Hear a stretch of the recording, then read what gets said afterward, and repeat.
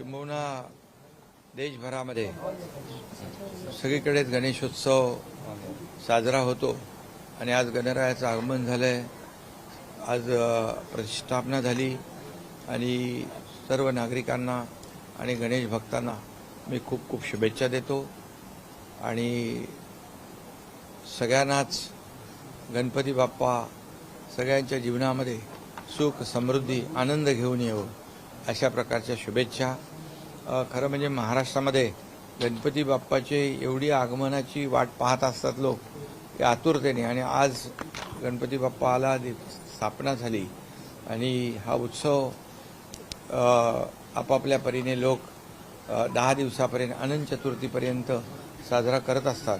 एक वेगळं आनंदमय वातावरण एक संपूर्णपणे महाराष्ट्रामध्ये आपण पाहतो आणि गणपती बाप्पाचा हा गणेशोत्सव सगळ्यात मोठा उत्सव म्हणून आपण साजरा करतो आणि त्यामुळे मी सगळ्यांना पुन्हा एकदा खूप खूप शुभेच्छा देतो आणि चांगला ये गणपती बाप्पा यावर्षी पाऊस देखील चांगला झालाय, शेतकरी देखील सुखी समृद्धी होत त्यांच्या आयुष्यावरचं संकट अरिष्ट टळू दे, चांगली शेती होऊ दे।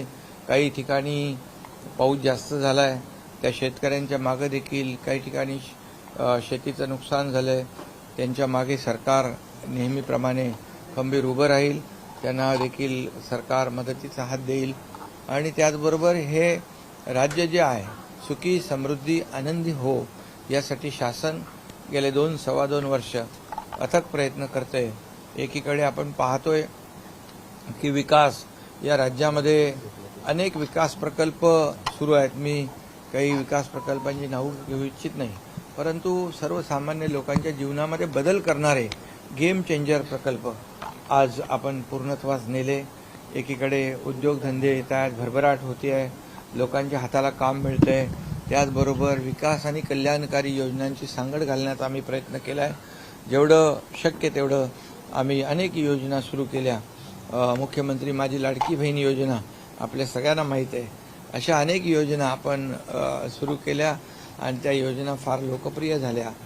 महिलांसाठी, शेतकऱ्यांसाठी, कामगारांसाठी, आमच्या युवा वर्गासाठी युवा प्रशिक्षण जी काही योजना आहे ती देखील सुरू केली। म्हणजे राज्यातल्या प्रत्येक घटकासाठी अगदी लहानापासून मोठ्यांपर्यंत, थोरांपर्यंत आणि युवकांपासून युवतींपर्यंत आणि माझ्या लाडक्या बहिणींपर्यंत त्यांच्या जीवनामध्ये खूप चांगला बदल या माध्यमातून करण्यासाठी, त्यांचं जीवन सुखी समृद्धी आनंदी करण्यासाठी सरकारने हा केलेला छोटासा प्रयत्न आहे आणि म्हणून मी सगळ्यांनाच खूप खूप शुभेच्छा देतो। गणरायाचं आगमन झालेलं आहे, गणपती बाप्पाचं कृपाछत्र सगळ्यांवर, संपूर्ण महाराष्ट्रातल्या जनतेवर राहो आणि सर्वांचं जीवन सुखी हो, समृद्ध हो अशाच प्रकारच्या शुभेच्छा मी नागरिकांना देतो। विरोधकांसाठी सुद्धा काही मागितलं का? गणपती बुद्धीची देवता म्हटलं, सगळ्यांना सुबुद्धी, सगळ्यांना सद्बुद्धी देव। सीएम साहब आज गणपति की स्थापना हुई है, अपने घर में गणपति की स्थापना की, क्या मांगा गणपति बप्पा से? अरे गणपति बप्पा से क्या मांगने की जरूरत नहीं, गणपति बप्पा का मनोभावे पूजा करो और श्रद्धा से गणपति बप्पा का स्थापना करो। अभी ये महाराष्ट्र में गणेशोत्सव शुरू हुआ है, गणपति बाप्पा का आगमन हुआ है और सभी लोग इंतजार कर रहे थे गणपति बाप्पा के आगमन की। आज आगमन हुआ है, कल ही से गणपति, पर 2 दिन पहले से गणपति आना शुरू हो गया और आज सभी जगह पे मनोभावे श्रद्धा पूर्वक आरती हो रही है, स्थापना हो रही है और इसलिए सभी राज्य के सभी जनता को, गणेश भक्तों को मैं हार्दिक शुभकामनाएं देता हूं, बहुत बहुत बधाई देता हूं। गणपति बाप्पा का अखंड कृपा छत्र सभी के ऊपर रहे, सभी के जीवन में सुख समृद्धि आनंद आए ऐसी कामना करता हूँ। मेरे किसानों के जीवन में भी आनंद आए, अच्छी बारिश हुई है और उनका जीवन भी सुख समृद्ध हो, अच्छी खेती हो जाए। कई जगह पे बारिश ज़्यादा हुई है, उन किसानों के पीछे सरकार खड़ी रहेगी, उनको भी मदद करेगी और सभी लोग, इस राज्य के सभी वर्ग के लोगों के लिए सरकार ने 2 साल में कुछ योजनाएं बनाई है, विकास का पर्व लाए हैं। मैं विकास के बारे में आज कुछ डिटेल में नहीं कहूंगा, लेकिन लोगों के जीवन में बदलाव लाने वाले जैसे प्रकल्प जो है मुंबई में महाराष्ट्र में शुरू है, और उसके साथ ही उद्योग आ रहे हैं, इंडस्ट्री आ रही है, लोगों के हाथों को काम मिलेगा, युवाओं को काम मिलेगा। और उसी के साथ मुख्यमंत्री माझी लाडली बहन योजना जैसे लेक लाड़की लखपति है, कई योजनाएं हैं महिलाओं को सक्षम करने के लिए, उस योजना को भी लाया है। विकास और कल्याण ये दोनों को जोड़ने की कोशिश हमने की है।